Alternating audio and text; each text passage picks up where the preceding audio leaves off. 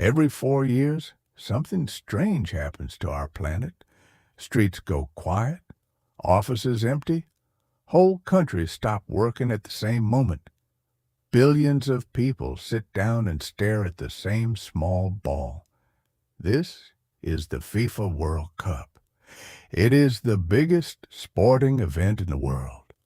More people watch it than any other competition on Earth. But it did not begin as a giant.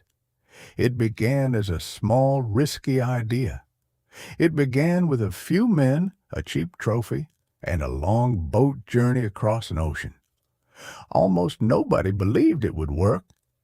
This is the story of how football conquered the world.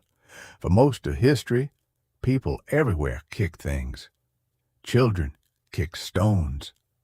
Soldiers kicked bundles of cloth. In ancient China, players kicked a leather ball through a small net. The game had many names and no rules. In medieval England, whole villages played together. Hundreds of men chased the ball through muddy streets. There were no lines and no referee. People were injured. Kings tried to ban the game. Nobody listened. People broke bones. Sometimes people died. Then, in the 19th century, everything changed. English schools and universities wanted order. They wrote the rules down. In 1863, a group of men met in a London pub and created the Football Association. They argued for hours about one question. Could you carry the ball with your hands? The answer was no. Suddenly, the game had a shape. 11 players, 2 goals, 90 minutes, no hands. It was simple, and that simplicity was its power. Anyone could learn it in 1 minute anywhere in the world.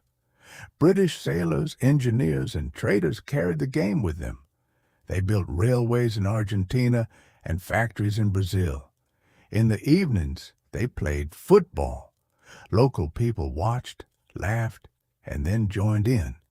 Within 30 years, football was everywhere. Vienna, Buenos Aires, Milan, Montevideo. Each country made it their own. But there was still no way to know which nation was truly the best in the world. Jules Rimet was a lawyer from a poor French family. He believed something unusual. He believed that football could bring enemies together. He had seen the First World War, and he wanted a different future. In 1921, he became president of FIFA, the organization that ran world football. FIFA was small then. It had little money and little power. But Rimet had a dream that would not leave him alone. He wanted a tournament for every nation on earth, not just Europe, everyone. His colleagues told him it was impossible. Travel was slow. Countries did not trust each other. Nobody would pay for it. Rimet did not stop. He argued for 8 years. He wrote letters. He traveled. Slowly, quietly, he changed minds. In 1928, FIFA finally agreed. The first World Cup would happen in 1930. Football, he thought, was the one language everybody already spoke. Now they needed a host. Uruguay offered. It was a tiny country in South America, but it had won 2 Olympic gold medals in football, and it promised to pay for everything. Uruguay was also celebrating 100 years of independence. The government built a huge new stadium for the tournament and called it the Centenario. Workers raced to finish it in time.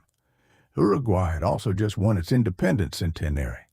It wanted to show the world what it could do. A goldsmith in Paris made the trophy. It was small, only 35 centimeters tall, gold on a marble base, shaped like a winged woman holding a cup. It weighed less than 4 kilograms. Then a problem appeared. Europe did not want to go. The journey to Uruguay took 2 or 3 weeks by boat. Players had jobs. Clubs refused to release them. Country after country said no. Rimet was heartbroken. He begged. In the end, only 4 European teams came: France, Belgium, Romania, and Yugoslavia. Rimet sailed with them, carrying the golden trophy in his own suitcase. 13 teams played in that first World Cup. There were no qualifying rounds. If you came, you played. The opening match had barely 1,000 spectators. It was a very small beginning, but by the final, everything had changed. Uruguay against Argentina. 90,000 people filled the Centenario. Ships brought fans across the river. Police searched everyone at the gates for weapons. It was a beautiful gesture, and a very risky one. The 2 teams could not even agree which ball to use, so they used one ball in the first half and the other in the second. Argentina led at half-time with their ball. Some teams arrived exhausted after weeks at sea and played their first match 2 days later. In the second half, with a Uruguayan ball, Uruguay scored again and again. They won 4-2. The country exploded. The next day was declared a national holiday. Fans crossed the river from Buenos Aires on crowded boats through the night. The World Cup was born. It was messy, small, and strange. But it existed. And once it existed, nothing could stop it from growing. The next 2 tournaments were held in Europe, and politics arrived with them. In 1934, Italy hosted. Its leader, Mussolini, wanted the world to see a strong, victorious Italy. Football became a tool. Italy won in 1934 and again in 1938. The team was genuinely excellent, but a shadow was heavy. Referees were pressured. Players received threatening messages. Sport and power were tangled together. Argentinian fans and Uruguayan fans hated each other, and the tension was frightening. Then the world stopped. The Second World War began, and there was no World Cup for 12 years. Stadiums were used for other things. Many footballers went to war and never returned. The golden trophy was in Italy. Nazi soldiers were searching for treasure across the country. Ottorino Barassi, an Italian football official, decided he would not let them take it. Rimet handed the trophy to the Uruguayan captain himself. He took the trophy out of its bank vault, wrapped it in cloth, hid it in a shoebox, and kept it under his bed for the whole war. Nobody found it. In 1950, the World Cup returned in Brazil. The country built the biggest stadium on earth, the Maracanazo. It could hold nearly 200,000 people. Brazil expected to win everything. Brazil played beautiful football. They scored 7 goals against Sweden and 6 against Spain. In the final match against Uruguay, they only needed a draw. Newspapers printed the victory pages early. 200,000 people came. Brazil scored first. The noise was like an earthquake. Then Uruguay scored. Then Uruguay scored again. And the biggest crowd in football history went completely silent. Some players were told openly that defeat would not be forgiven. They still call it the Maracanazo. Some Brazilian fans never recovered. Brazil changed its shirt color afterwards from white to the famous yellow, because white now felt like bad luck. 4 years later came the miracle of Bern. West Germany, a country still broken by war, met the mighty Hungary in the final. Hungary had not lost a match in 4 years. Hungary led 2-0 after 8 minutes. Then, in heavy rain, Germany came back and won 3-2. For millions of Germans, it felt like their country existed again. Then in 1958 in Sweden, a 17-year-old boy walked onto the pitch. His name was Pelé. He was thin, young, and almost unknown outside Brazil. That would not last long. He scored a hat trick in the semifinal. He scored twice in the final. When Brazil won, he cried on the pitch like a child because he still was one. But it was also the moment the world learned that a small nation could beat a giant. Brazil had won its first World Cup, and Pelé had begun. Brazil won again in 1962, and Pelé became the most famous athlete alive. Millions of children across the world started playing football in the street, imagining they were him. In 1966, England hosted the tournament. 4 months before it began, the golden trophy was put on public display in London. Somebody walked in and stole it. The country was humiliated. Police searched everywhere and found nothing. Then a man named David Corbett took his dog for a walk in South London. The dog stopped at a hedge and would not move. Under the hedge was a package wrapped in newspaper. Inside was the World Cup trophy. The dog was called Pickles, and he became a national hero for a while. The trophy had disappeared in the country that invented the game.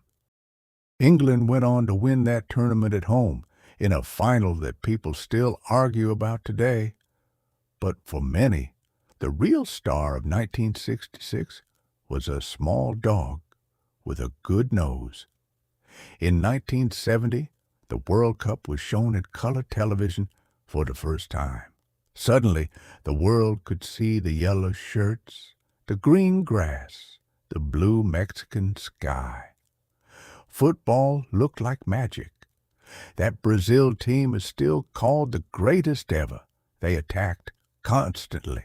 They passed as if they could read each other's minds. They won every single match they played. Then came the Dutch. In 1974, they invented something called total football, where every player could play every position. They were brilliant, beautiful, and they lost the final to West Germany. In 1978, Argentina hosted while ruled by a brutal military government. Argentina won, and the generals celebrated. Outside the stadium, thousands of people had disappeared. Football and pain sat side by side. Watching them felt less like sport and more like music. Then, in 1986 in Mexico, one man took over the entire tournament. Diego Maradona was short, quick, and impossible to stop. Argentina played England in the quarterfinal. First he scored with his hand, and the referee did not see it. He later called it the hand of God. England were furious. The whole world argued about it. Argentina's victory was used as proof that everything was fine. It was not. 4 minutes later, he collected the ball in his own half, ran past 5 England players, and scored again. Many people call it the greatest goal ever scored. 2 sides of one man. He had grown up poor in Buenos Aires playing on dirt. For 60 years, the World Cup had lived mostly in Europe and South America. Then it started to travel. In 1994, the tournament went to the United States, a country that barely cared about football. Maradona was a hero and a villain in the same afternoon. Everyone predicted failure. Instead, it broke every attendance record in World Cup history. Nearly 70,000 people came to every match. Football finally arrived in America and stayed. In 2002, the World Cup went to Asia for the first time, shared by Japan and South Korea. Whole cities turned red as Korean fans filled the streets to watch together. Football, they said, would never work there. In 2010, it went to Africa for the first time, in South Africa. The sound of the vuvuzela horns filled every match. For a continent long ignored by football, it was a moment of pride. African children started playing in enormous numbers and never stopped. Meanwhile, another World Cup had quietly begun. The first Women's World Cup was played in China in 1991. Only 12 teams entered and few people watched. Japan and Korea, old rivals, hosted it together. Today, it fills stadiums and breaks television records. In 1999, 90,000 people watched the final in California. The game that was once forbidden to women now belongs to them too. The tournament kept growing. 13 teams in 1930, 24 in 1982, 32 in 1998. Soon there'll be 48. What began as a small experiment became a global institution. The old golden trophy has a sad ending. Brazil won it 3 times and kept it forever. Then, in 1983, it was stolen from a display case in Rio and never found again.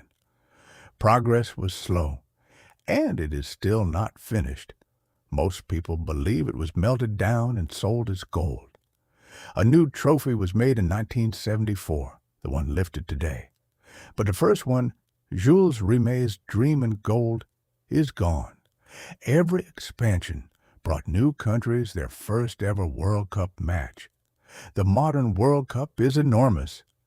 Billions of viewers, vast amounts of money, and with money came problems, corruption scandals, questions about how host countries are chosen, and about the workers who build the stadiums.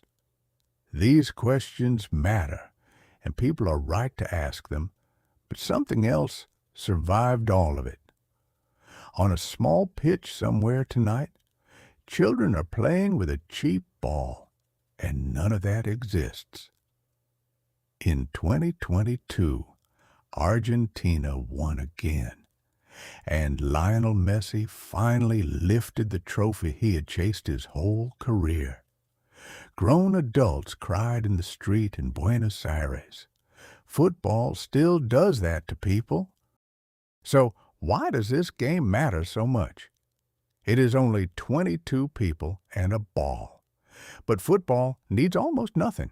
No equipment, no money, no language, just some space and a few friends. Football has also carried real hope. In 2005, the Ivory Coast qualified for the first time while the country was in civil war. The players went on television and begged both sides to stop fighting. That is why it spread so far. A rich child and a poor child can play the same game, and for 90 minutes a small country can beat a powerful one, and the world watches. Nothing about the money or the politics reaches that pitch. A ceasefire followed within days. One football match did not fix a country, but for a short time. A game did what politics could not, and people remembered it for years. Jules Rimet believed football could bring people together. He was not naive. He knew it could also be used badly. History proved him right about both, but his idea survived anyway. Every 4 years, we still stop. We still gather around screens in bars, homes, and public squares. For a few weeks, strangers who share nothing else share the same feeling at the same moment. It is the cheapest game in the world, and that is its secret. That is what Rimet actually built. Not a tournament. A moment when the world agrees to look in the same direction. It started with 13 teams and a boat. It has not stopped since. Thank you for listening to the story of the World Cup. If this story helped your English, please leave a like and subscribe. A new story is coming in a few days, and keep practicing right now. Tap the video appearing on your screen to watch the next story, or open the playlist to keep listening. The more you listen, the more natural English becomes. Keep listening, keep repeating, and I will see you in the next story.